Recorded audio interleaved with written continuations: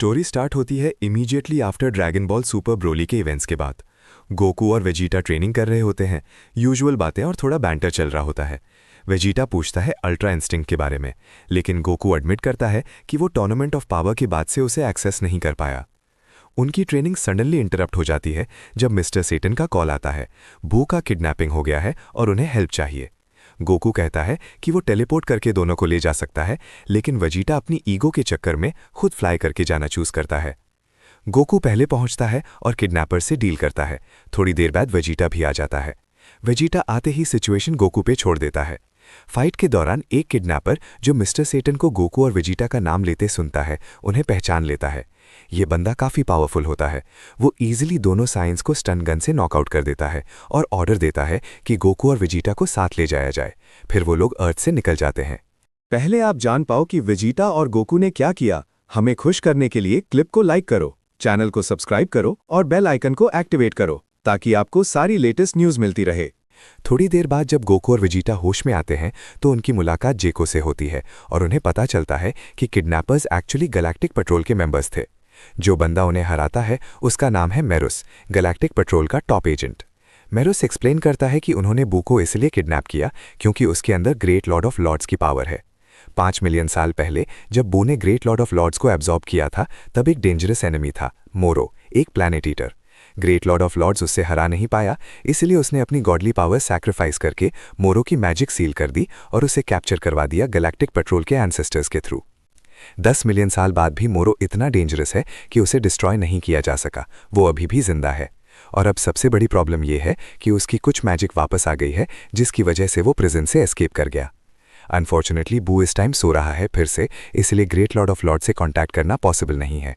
Goku तुरंत कहता है कि वो मोरो को पकड़ने में हेल्प करेगा और वेजिटा थोड़ा रिलक्टेंटली अग्री करता है, लेकिन उसका इंटरेस्ट ज़्यादा मेरुस में है क्योंकि वो एक नॉर्मल गैलेक्टिक पेट्रोल एजेंट से काफ़ी ज़्यादा पावरफुल लगता है।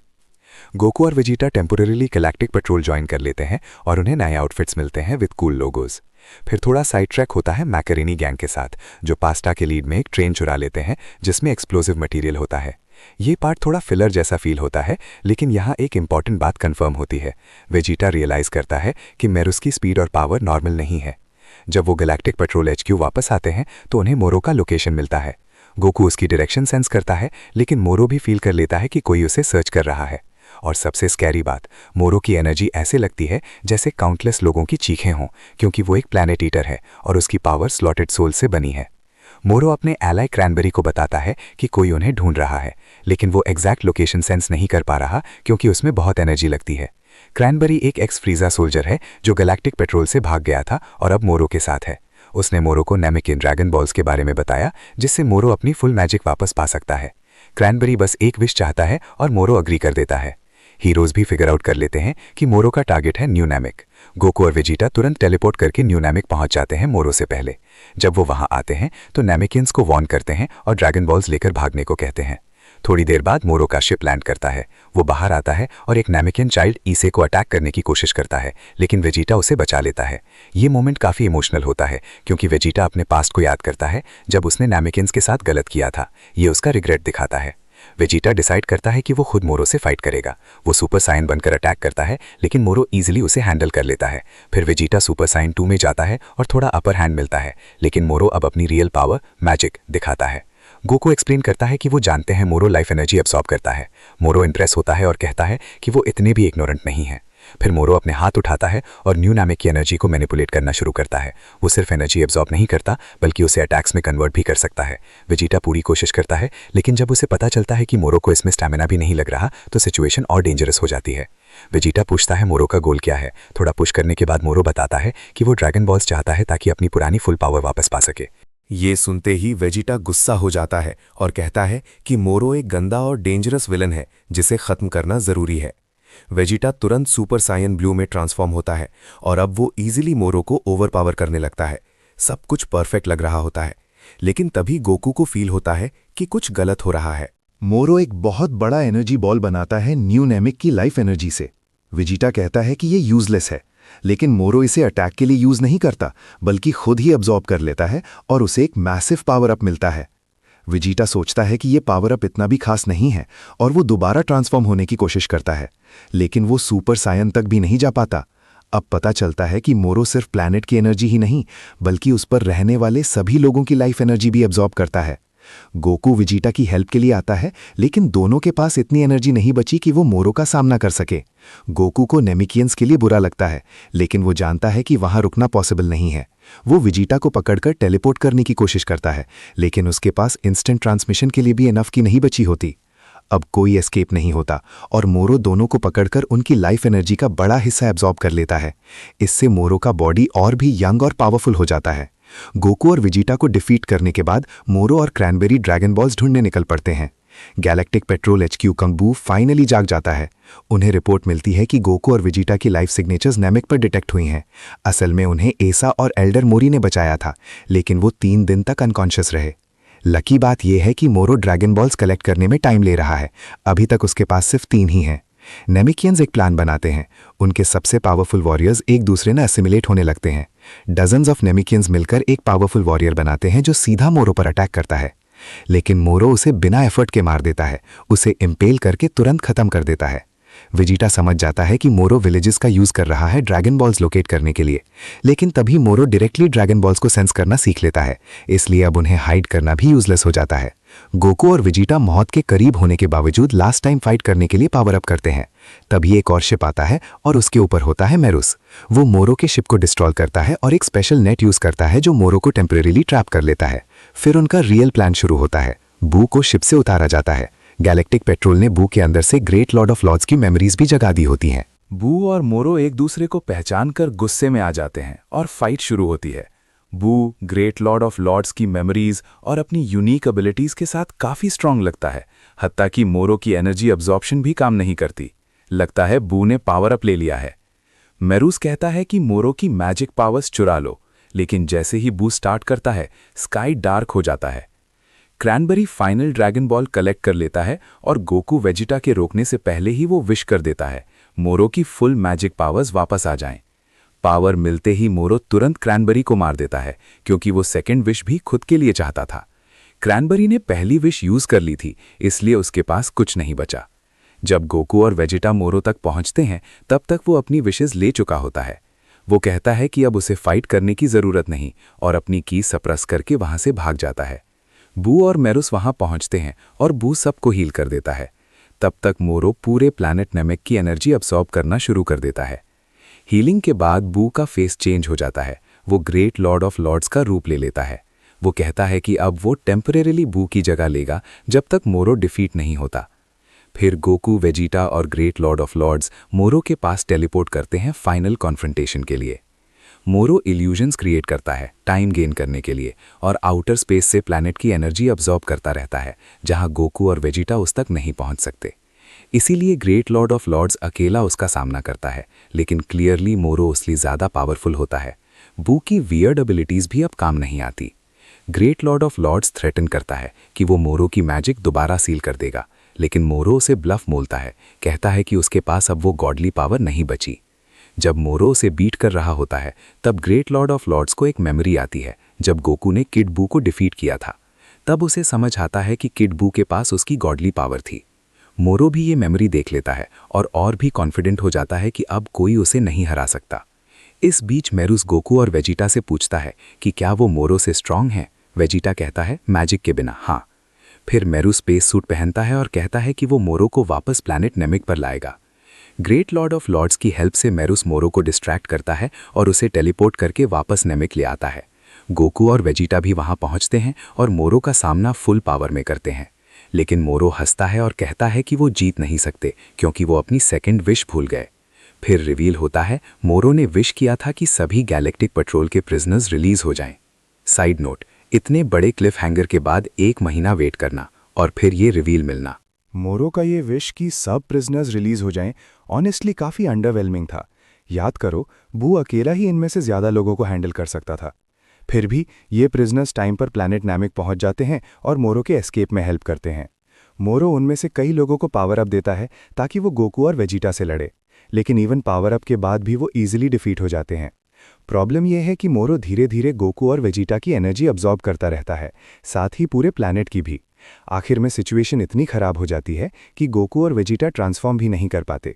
तब मेरिस और जाको हेल्प के लिए आते हैं और ग्रेट लॉर्ड ऑफ लॉर्ड्स के साथ रिट्रीट करते हैं।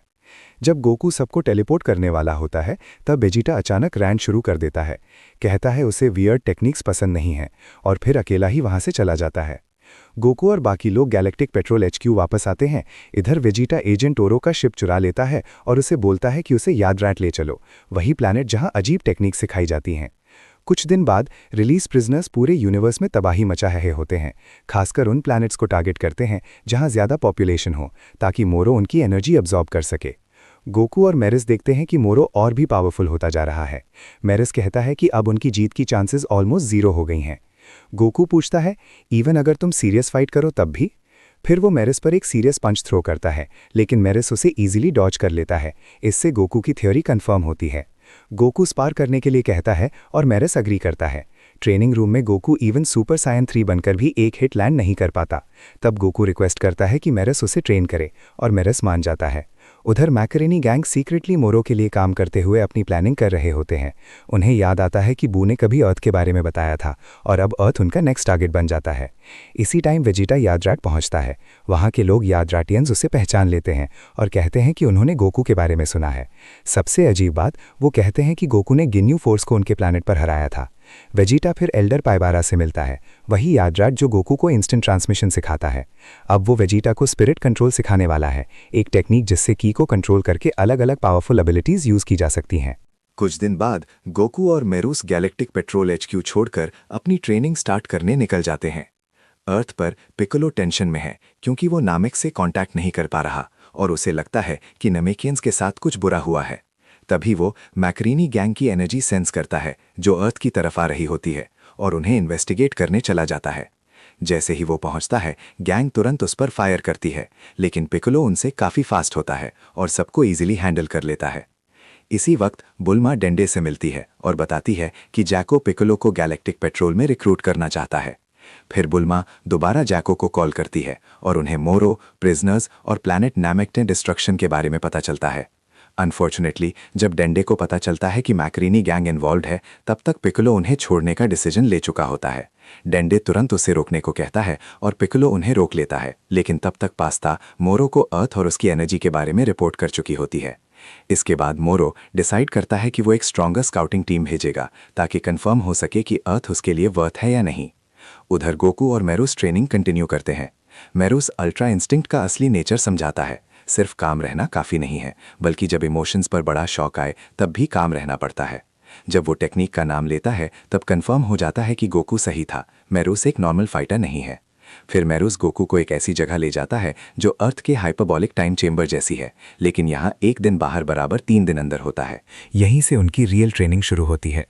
अर्थ पर इस दौरान सबसे स्ट्रॉन्ग फाइटर्स को बुलाने की कोशिश होती है, लेकिन सिर्फ क्रिलिन ही अवेलेबल होता है और उन्हें इसी में काम चलाना पड़ता है। तभी 3 पावरफुल प्रिजनर्स एक पोर्टल के थ्रू अर्थ पर आ जाते हैं। ये पोर्टल एक एंड्रॉयड 73 ने बनाया होता है। इस एंड्रॉयड की एबिलिटी है कि वो किसी की भी पावर्स 30 मिनट्स के लिए कॉपी कर सकता है, बस उनकी नेक पकड़कर। 73 बिना डिले के पिकोलो की नेक पकड़ लेता है और उसकी एबिलिटीज कॉपी कर लेता है। वार्निंग के बावजूद क्रिलिन हेल्प करने आता है, लेकिन युम्बा उसे फाइट में उलझा देता है। क्रिलिन स्ट्रगल कर रहा होता है, जाको मुश्किल से शिमोरिक्का के अगेंस्ट टिक पा रहा होता है और पिकोलो को अपने ही इनफाइनाइट स्टैमिना वाले क्लोन से लड़ना पड़ रहा होता है। अर्थ के लिए सिचुएशन काफ़ी डेंजरस हो जाती है। तभी गोहन एंट्री लेता है, जो इस वक्त अर्थ का स्ट्रॉन्गेस्ट फाइटर है। वो ईजिली 73 को हैंडल कर लेता है, लेकिन जैसे ही गोहन फिनिशिंग ब्लो देने वाला होता है, 73 पिकोलो का कॉपी लूज कर देता है और एक स्टोर्ड कॉपी यूज करता है, इस बार मोरो की एबिलिटी। अब उसके पास एनर्जी अब्जॉर्ब करने की पावर होती है। वो सिर्फ सामने खड़े फाइटर्स को टारगेट करता है, गोहन, पिकोलो, क्रिलिन और जाको, और अब उनके पास जीतने का कोई चांस नहीं बचता। जब सब लोग ऑलमोस्ट डेथ के ब्रिंक पर पहुंच जाते हैं, पिकोलो प्रिजनर्स को कहता है, अगर हम आज गिर भी गए, गोकू और वेजिटा वापस आएंगे और तुम सबको खत्म कर देंगे। ये बात मोरो को काफ़ी इंटरेस्टिंग लगती है, क्योंकि अगर गोकू और वेजिटा और भी स्ट्रांग होकर अर्थ वापस आते हैं तो वो उसके लिए यूनिवर्स का सबसे बड़ा मेल बन सकते हैं। इसीलिए वो 73 और बाकी प्रिजनर्स को फिलहाल रिट्रीट करने का ऑर्डर देता है। वो कहते हैं कि वो 20 अर्थ डेज में वापस आएंगे, लेकिन जाको उनके लिए थोड़ा एक्स्ट्रा टाइम ले लेता है। टोटल मिलाकर उनके पास 2 महीने का टाइम होता है, जब तक मोरो और उसके प्रिजनर्स अर्थ पर वापस आएंगे। मेरुस को भी ये 2 महीने का टाइम पता चल जाता है, इसका मतलब है कि उनके पास टाइम चेंबर में सिर्फ 6 महीने ट्रेनिंग के लिए हैं, इसलिए वो तुरंत ट्रेनिंग कंटिन्यू कर देते हैं। लेकिन उन्हें विस देख रहा होता है, जो ग्रैंड प्रीस्ट से मिलने आया होता है। ग्रैंड प्रीस्ट बताता है कि मैरुस एक एंजल इन ट्रेनिंग है, जिसे यूनिवर्स 7 में भेजा गया था ताकि वो अपनी अंडरस्टैंडिंग बढ़ा सके। एंजल लॉस के हिसाब से एंजल्स किसी साइड को सपोर्ट नहीं कर सकते। विस मैरुस के फेवर में बोलता है कि उसने अब तक कोई लॉ ब्रेक नहीं किया और वो अपने छोटे भाई पर नजर रखेगा। ग्रैंड प्रीस्ट मान जाता है और विस को गुड लक विश करता है, क्योंकि वो एक एंजल को खोना नहीं चाहता। उधर यार्ड्राट पर वेजिटा और बाकी लोगों का गैलेक्टिक पेट्रोल से कोई कांटेक्ट नहीं होता, इसलिए उन्हें अर्थ पर क्या हो रहा है कुछ पता नहीं होता। वेजिटा बिना टाइम लिमिट जाने अपनी ट्रेनिंग कंटिन्यू करता है। वो बेसिक स्पिरिट कंट्रोल सीख लेता है। अब वो यार्ड्राट की स्पेशल टेक्निक सीखने वाला होता है। एल्डर पायबारा उसे इंस्टेंट ट्रांसमिशन सिखाने ही वाला होता है, जो एक बेसिक टेक्निक मानी जाती है। तभी मोरो के कुछ सोल्जर्स यार्ड्राट पर अटैक कर देते हैं। वेजिटा उन्हें हैंडल करने जाता है, लेकिन अब उसकी पावर इतनी बढ़ चुकी होती है कि वो खुद सरप्राइज हो जाता है। एक छोटा सा ब्लास्ट जो वो सिर्फ कम्युनिकेटर तोड़ने के लिए यूज करता है, पूरा एक सिटी उड़ा देता है। जब वो एनिमीज को हरा देता है, वो बताते हैं कि अर्थ मोरो का नेक्स्ट टारगेट है, लेकिन 2 महीने वाली बात नहीं बताते। अच्छी बात यह है कि वेजिटा यार्ड्राट से अर्थ की एनर्जी सेंस कर सकता है और समझ जाता है कि मोरो अभी वहां नहीं पहुंचा, मतलब उसके पास ट्रेनिंग के लिए थोड़ा और टाइम है। अब वो बेसिक स्किप करके सीधा उस टेक्निक पर फोकस करता है जो मोरो को हरा सके। उधर मोरो वेजिटा की बढ़ती पावर फील करता है और एक्साइट हो जाता है। वो कहता है कि अर्थ पर जाने से पहले वो अपनी पावर की लिमिट्स तक पहुंचना चाहता है, अगर कोई लिमिट है तो। इस बीच मोरो प्लैनेट्स कंज्यूम करता रहता है और गोकू वेजिटा अपनी ट्रेनिंग कंटिन्यू करते रहते हैं जब तक 2 महीने पूरे नहीं हो जाते। अब मैरुस और गोकू एक फाइनल स्पार करने वाले होते हैं और मैरुस फुल पावर यूज करने वाला होता है, तभी विस उन्हें रोक देता है। विस बताता है कि फुल पावर से क्लैश करना एक रियल बैटल माना जाता है, जो एंजल लॉस के अगेंस्ट है, चाहे उसे ट्रेनिंग ही क्यों ना कहा जाए। मैरुस माफी मांगता है, लेकिन विस ज्यादा गुस्सा इस बात पर होता है कि मैरुस गोकू के साथ मिलकर मोरो से लड़ने वाला था। अब गोकू को पता चल जाता है कि मैरुस एक एंजल है। वो विस से पूछता है कि अगर कोई एंजल रूल्स तोड़ दे तो क्या होता है। विस कहता है वो एग्जिस्टेंस से इरेज हो जाता है, बिना किसी निशान के। यही एक तरीका है जिससे एंजल मर सकता है। फिर मेरुस को वापस बीरूस के प्लैनेट ले जाता है और गोकू को छोड़ देता है फाइट कंप्लीट करने के लिए। प्रॉब्लम यह है कि गोकू को अर्थ वापस कैसे जाना है, ये उसे खुद फिगर आउट करना पड़ेगा। अर्थ पर इस दौरान पूरा गैलेक्टिक पेट्रोल और सब पावरफुल फाइटर्स गोटन, ट्रंक्स और एंड्रॉइड्स के अलावा एनिमीज से लड़ रहे होते हैं। प्रिजनर्स पूरे प्लैनेट पर फैल जाते हैं और सब फाइटर्स अलग अलग जगह उन्हें हैंडल करते हैं। मेन फाइट पिकोलो और गोहान वर्सेस 73 होती है, लेकिन 73 इनविजिबल रेस की एबिलिटी यूज करके उनके पीछे आ जाता है और उनकी नेक पकड़ लेता है। सिचुएशन खराब लगती है, लेकिन गोहान और पिकोलो प्रिपेयर्ड होते हैं। क्योंकि 73 एक टाइम पर सिर्फ एक एबिलिटी यूज कर सकता है, वो कॉम्बिनेशन अटैक से उसे ओवरपावर करने लगते हैं।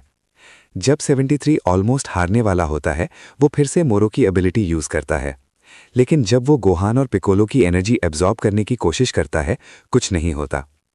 तब रिवील होता है एंड्रॉइड 17 और 18 आ गए हैं और उनके पास की नहीं होती, मतलब 73 के लिए परफेक्ट काउंटर। अब लगता है अर्थ जीत रहा है, लेकिन तभी मोरो और उसका एक पावरफुल सोल्जर अर्थ पर आ जाते हैं। ह्यूमन फाइटर्स पहले ही थक चुके होते हैं और अब स्ट्रॉन्गर एनिमीज के सामने स्ट्रगल करने लगते हैं। जैसे ही मोरो लैंड करता है, पिकोलो समझ जाता है कि वो अलग लेवल का है। फाइट शुरू होने से पहले ही मोरो अपने सोल्जर को लड़ने देता है और उसे और ज्यादा पावर देता है। अब सिचुएशन कंप्लीटली होपलेस हो जाती है। गोहान, पिकोलो और एंड्रॉइड्स मिलकर भी उसे नहीं हरा पा रहे। जब सब जगह सिचुएशन डेस्परेट हो जाती है, गोकू अर्थ के करीब पहुंचता है और सब कुछ सेंस करता है, लेकिन अभी भी थोड़ा दूर होता है। तब क्रिलिन एक रिस्की मूव करता है, अपनी की को मैक्सिमम तक बढ़ा देता है ताकि गोकू उसे सेंस कर सके। प्लान काम करता है। गोकू तुरंत क्रिलिन के पास टेलीपोर्ट कर जाता है। गोकू अर्थ पर आते ही पहले सब ह्यूमन फाइटर्स को बचाता है, फिर मेन बैटलफील्ड पर जाकर एनिमी को ईजिली हैंडल कर लेता है। गोकू इतनी स्पीड से मूव कर रहा होता है कि सिर्फ जाको और मोरो ही उसे देख पा रहे होते हैं।